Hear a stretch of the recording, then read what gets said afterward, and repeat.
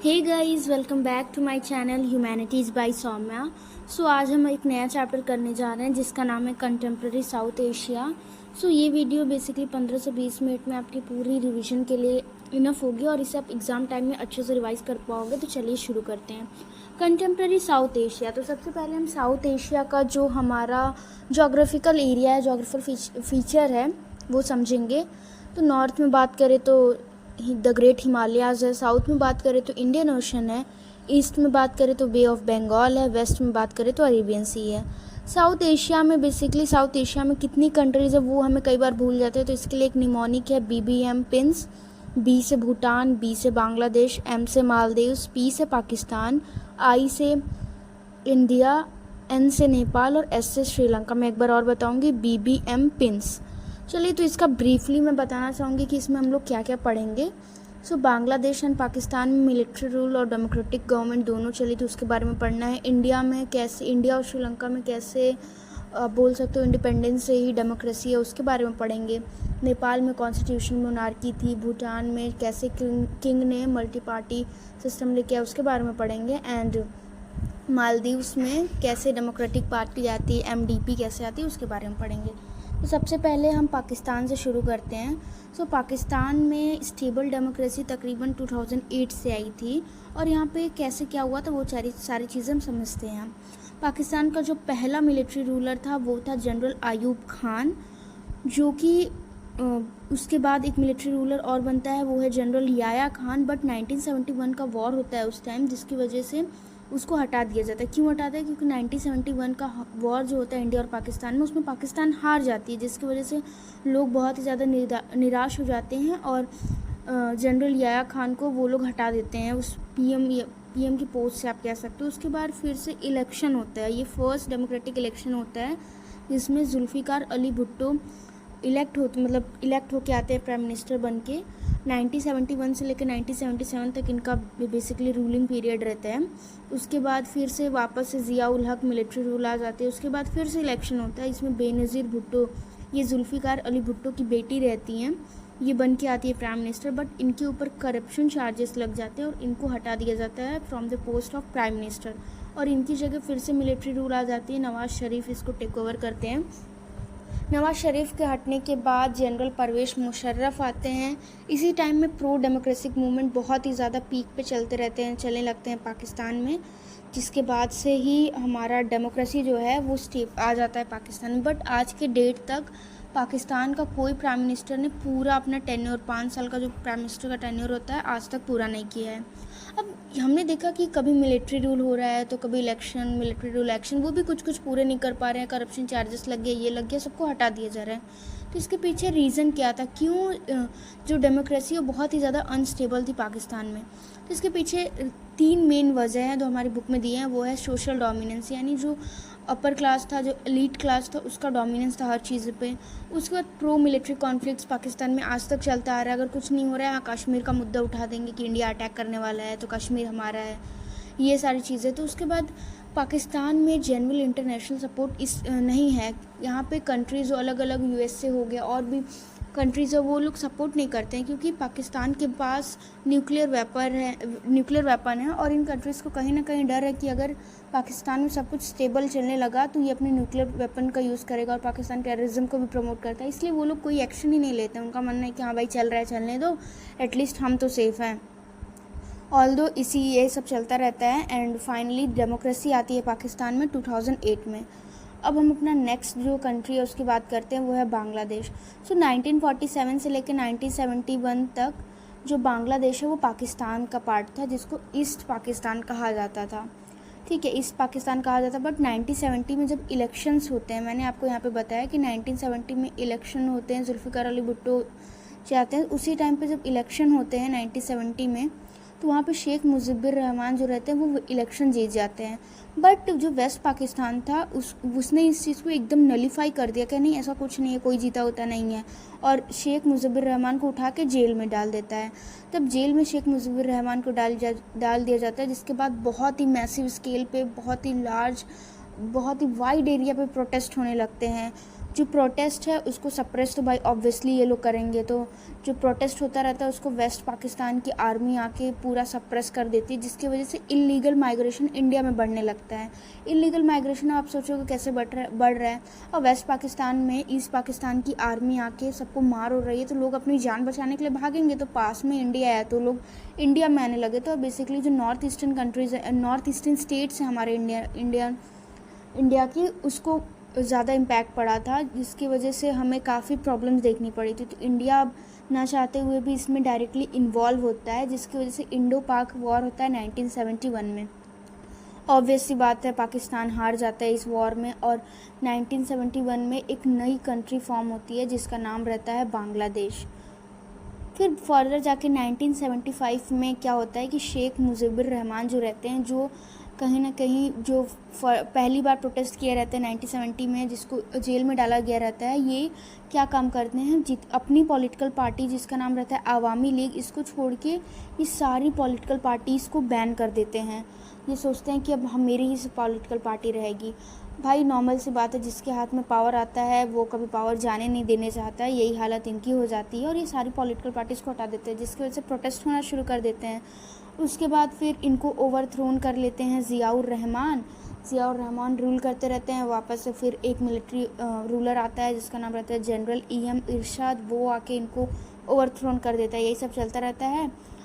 Year 1991 में stable democracy यहाँ पे भी फाइनली आ जाती है, और बांग्लादेश में भी एक स्टेबल डेमोक्रेसी चलने लगती है ईयर 1991 तक। अब हम अपना तीसरा जो स्टेट है, state refers to country in political science. तो अगर मैं स्टेट बोल रही हूँ तो आप लोग समझिएगा कि मैं कंट्री की बात कर रही हूँ। तो नेपाल की अगर बात करें तो नेपाल एक हिंदू किंगडम था 1990 तक, और 1990 में नेपाल को कॉन्स्टिट्यूशनल मोनार्की बना दिया जाता है। कॉन्स्टिट्यूशनल मोनार्की तो बन जाता है, बट जो माओइस्ट ग्रुप रहते हैं ये लोग खुश नहीं रहते। ये लोग चाहते थे कि कॉन्स्टिट्यूशनल मोनार्की को भी हटा दिया जाए, जिसके लिए वो लोग प्रोटेस्ट करना शुरू करते हैं, प्रो डेमोक्रेटिक मूवमेंट वगैरह चलाना शुरू करते हैं 2006 में। अब ये लोग अकेले नहीं रहते, जो माओइस्ट रहते हैं उनके साथ 7 पार्टी अलायंस, जिसको SPA बोला जाता है, ये लोग भी इनके साथ आ जाते हैं, और ये दोनों लोग मिल के प्रोटेस्ट करना शुरू करते हैं कि हमें डेमोक्रेसी लेके आना है इंडिया में, बांग्लादेश नेपाल में, कि हमें डेमोक्रेसी लेके आना है। ये प्रोटेस्ट चल ही रहा होता है, तभी बीच में इन दोनों जो अलायंस रहता है, ये दोनों अलायंस जो बने रहते हैं माओइस्ट ग्रुप और 7 पार्टी अलायंस, इनके बीच में भी टेंशन एंड कॉन्फ्लिक्ट आ जाता है। जो 7 पार्टी अलायंस रहती है वो चाहती है कि कॉन्स्टिट्यूशनल मोनार्की चले, मतलब कॉन्स्टिट्यूशनल मोनार्की ख़त्म ना हो पूरी तरीके से, थोड़ा थोड़ा रहे, क्योंकि वो हमारे एंशिएंट कल्चर का पार्ट है। बट वहीं पर जो माओइस्ट ग्रुप रहते हैं वो लोग चाहते हैं कॉन्स्टिट्यूशनल मोनार्की जो है वो एकदम डीपली रूट से ख़त्म हो जाए।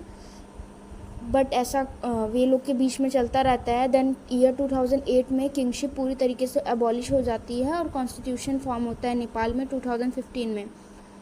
2007 में जो इंटरिम गवर्नमेंट बनी थी, यानी 2008 में किंगशिप हमारी अबॉलिश हो जाती है, उससे पहले ही 2007 में यहाँ पे एक इंटरिम गवर्नमेंट बनी थी।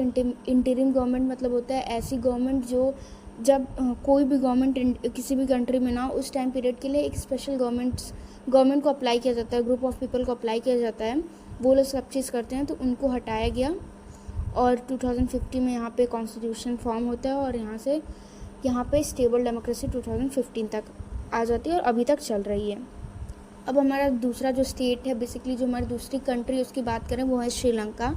श्रीलंका में बेसिकली 2 एथनिक ग्रुप रहते थे, एक सिन्हालास, एक तमिल्स में भी 2 सब पार्ट्स, एक इंडियन तमिल्स और दूसरा था श्रीलंकन तमिल्स। ये लोग कहाँ रहते थे, ये लोग नॉर्थ ईस्टर्न पार्ट जो था श्रीलंका का उधर रहते थे। अब होता है यहाँ पे प्रॉब्लम क्या था, यहाँ पे ऐसा नहीं था कि डेमोक्रेसी रूल मिलिट्री ऐसा कुछ नहीं था, यहाँ पे एथनिक कॉन्फ्लिक्ट था, उसके बारे में हमें पढ़ना है। तो पॉइंट नंबर 1 देखें तो श्रीलंका में जो सिन्हालास थे वो मेजॉरिटी में थे, यानी यहाँ पे मेजॉरिटी में थे सिन्हालास, और यहाँ पे एक पॉलिसी चलती थी मेजॉरिटी, यानी मतलब जिसकी जनसंख्या ज़्यादा रहेगी पॉलिसी उसके हित में बनेगी, ऐसा आप समझ सकते हैं। बट इस चीज़ को, ये जो मेजॉरिटेरियन पॉलिसी थी, इसको अपोज करते हैं बहुत ही ज़्यादा जो तमिल इलम में रहने वाले लोग थे, यानी जो तमिल वाले लोग थे, यानी जो तमिल्स का श्रीलंकन तमिल्स और इंडियन तमिल्स थे, ये लोग बहुत ही ज़्यादा अपोज करते हैं, जिसकी वजह से प्रोटेस्ट वगैरह भी शुरू हो जाता है। और इन लोगों के बीच में जो प्रोटेस्ट साइन होता है, इन सबको देखते हुए इंडिया और श्रीलंका के बीच में एक अकॉर्ड साइन होता है। जिसके बाद इंडिया जो है वो अपनी पीस कीपिंग फोर्स भेजता है, आपका हमारी श्रीलंका में पीस कीपिंग फोर्स भेजता है, बट पीस कीपिंग फोर्स जो रहती है अपना काम पूरा नहीं करती है और 1989 में उसको वापस आना पड़ जाता है। वापस क्यों आना पड़ता है? क्योंकि हमारे यहाँ पे जो तमिल रीजन है वहाँ पे मैसिवली प्रोटेस्ट वगैरह शुरू हो जाते हैं। तमिल्स का मानना है कि जो श्रीलंका में तमिल्स रह रहे हैं वो हमारे एंसिस्टर्स हैं, वो हमारे ही पूर्वज के कुछ लोग गए हैं वहाँ पे, वो हमारे ही जात बिरादरी के लोग हैं, इसलिए वहाँ इंडिया में प्रोटेस्ट करने लगते हैं लोग। इसलिए 1989 में जब पीस कीपिंग फोर्स वापस आती है, बट उसने अपना ऑब्जेक्टिव नहीं अटेन किया था। ऑब्जेक्टिव क्या था कि जो एथनिक कॉन्फ्लिक्ट वहाँ पे श्रीलंका में हो रहा है सिन्हालाज और तमिल्स के बीच में, उसको ख़त्म करना है, बट ऐसा कुछ हो नहीं पाता है। लेटर ऑन लिट्टे जो रहती है लिबरेशन टाइगर्स फॉर तमिल इलम, वो डिसबैंड हो जाती है ईयर 2000 में, और फाइनली 2009 में जो आर्म्ड कॉन्फ्लिक्ट रहती है वो ख़त्म हो जाती है। बट यहाँ पे मैं आपको एक चीज़ बताना चाहूँगी कि आप कहेगा ये लिट्टे कहाँ से अचानक से आ गए, तो मैं यहाँ पे आपको बताना भूल गई कि जो तमिल्स थे, श्रीलंकन तमिल्स और इंडियन तमिल्स, इनको एक ग्रुप बेसिकली लीड कर रहा था, वो था LTTE, liberation tigers for Tamil इलम। ये लोग चाहते थे कि इनको एक अलग से, ये जो नॉर्थ ईस्टर्न पार्ट है उसको अलग से एक तमिल स्टेट बना दिया जाए, तो ये उसको लीड कर रहे होते हैं। बट जब ईयर 2000 में लिट्टे ही डिसबैंड हो जाती है तो पूरा आर्म्ड कॉन्फ्लिक्ट एक तरीके से एक बहुत ही बड़ा झटका लगता है उसको, और ईयर 2009 में पूरा आर्म्ड कॉन्फ्लिक्ट ख़त्म हो जाता है। बट ये सिविल वॉर जो है वो पूरी कंट्री की इकोनॉमी को हैम्पर नहीं करता है। सिविल वॉर मतलब बोल सकते हो जब किसी कंट्री के अंदर जब दो ग्रुप्स या फिर अलग अलग ग्रुप से लड़ाई करते हैं उनको सिविल वॉर बोलते हैं। ये सिविल वॉर श्रीलंका की इकोनॉमी को हैम्पर नहीं करता है, श्रीलंकन इकोनॉमी बढ़ती रहती है, और सब उसके बाद डेमोक्रेसी चलने लगती है अच्छे से, जैसे चल रही थी पहले। और इंडिपेंडेंट तो ये 1948 में हुआ था, तभी से ये इंडिपेंडेंट ही है। उसके बाद ये कभी भी यहाँ पे मिलिट्री रूल वगैरह नहीं आते हैं। इंडिया का तो हम सबको पता है कि भाई हम लोग जब से आज़ाद हुए हैं तब से हमारा डेमोक्रेसी रूल ही चल रहा है। अब हम कॉन्फ्लिक्ट की बात करें, मैंने आपको जितना शॉर्ट हो सकता है उतना शॉर्ट वे में आप देख सकते हैं, मैंने आपको पूरा बताने की कोशिश की है।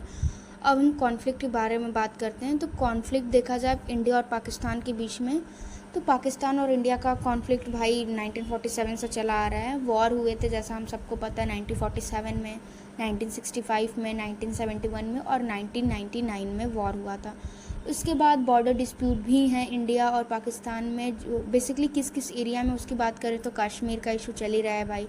सियाचिन वैली अभी भी है वहाँ पे कि वो हमारा है। Sir creek in run of Kutch, Gujarat में जो कॉर्नर में रन ऑफ कच्छ है वहाँ पे जो सर क्रीक है बेसिकली एक मडी एरिया है, उसके लिए लड़ाई होती रहती है कि नहीं ये हमारा है, ये हमारा है, लड़ाई चल रही है। वाटर डिस्प्यूट भी हुआ था, इंडस वाटर ट्रीटी, बट इसको वर्ल्ड बैंक ने सॉल्व कराया था, इंडस वाटर ट्रीटी को अच्छे से वो कराया था, बट इस पर भी थोड़ा बहुत डिस्प्यूट होता ही रहता है।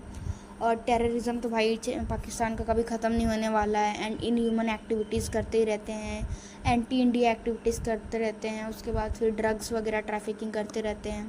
और पाकिस्तान कहीं ना कहीं इंडिया में जो खालिस्तान मूवमेंट चलता रहता है रह के उसको भी बहुत ही ज़्यादा सपोर्ट करता है, उसको फाइनेंस वगैरह देता है, आर्म्स वेपन्स भी प्रोवाइड करता है। बट ऐसा नहीं है कि सिर्फ कॉन्फ्लिक्ट ही कॉन्फ्लिक्ट है, कुछ कॉपरेशंस भी हैं, जैसे कि इंडिया और पाकिस्तान के बीच में बस सर्विसेज चलती हैं और ट्रेन सर्विसेज भी चलती हैं। अभी रिसेंटली करतारपुर कॉरिडोर जो है वो ओपन कर दिया गया है, जो इंडिया में रहने वाले बेसिकली सिख्स हैं और जो पाकिस्तान में रहने वाले सिख्स थे दोनों यहाँ पे आ जा सकते हैं। दूसरा जो है वो है बांग्लादेश और इंडिया के बीच हम कॉन्फ्लिक्ट की थोड़ी बहुत बात करते हैं, कॉन्फ्लिक्ट और कॉपरेशंस की। सबसे पहले कॉन्फ्लिक्ट देखें तो जो बांग्लादेश है वो अलाउ नहीं करता है इंडियन ट्रूप्स को कि वो नॉर्थ ईस्ट स्टेट्स में बेसिकली आसानी से जा पाए बांग्लादेश से होते हुए। एंड ड्रग्स और ह्यूमन ट्रैफिकिंग बहुत ही लार्ज स्केल पे बांग्लादेश करता है। इलीगल माइग्रेशन तो अभी तक चला ही आ रहा है, भले ही कितना प्रोटेस्ट हो जाए कुछ भी हो जाए, बट माइग्रेशन अभी भी चला ही जा रहा है, वो भी इलीगल वे में। और एंटी इंडियन एक्टिविटीज़ भी होती रहती हैं बांग्लादेश में। यहाँ पे जो टेररिस्ट है वो भी कभी कभार आके छिप उप जाते हैं और वो लोग शरण भी दे देते हैं। और अभी इंडिया और बांग्लादेश के बीच में जो फरक्का डैम इशू चल रहा है वो तो अभी हाईलाइट हुआ होगा, आप सबको पता होगा। और anti Indian activities as usual normal चल ही रहे हैं। कॉपरेशन की बात करें तो इन्वायरमेंटल इश्यूज़ पे इंडिया और बांग्लादेश का कॉपरेशन, डिज़ास्टर मैनेजमेंट, दोनों कंट्रीज़ मिल के डिज़ास्टर मैनेजमेंट में अलग अलग प्रोग्राम्स और एग्रीमेंट साइन करते हैं। अभी जो बांग्लादेश है वो इंडिया के एक्ट ईस्ट पॉलिसी का पार्ट है।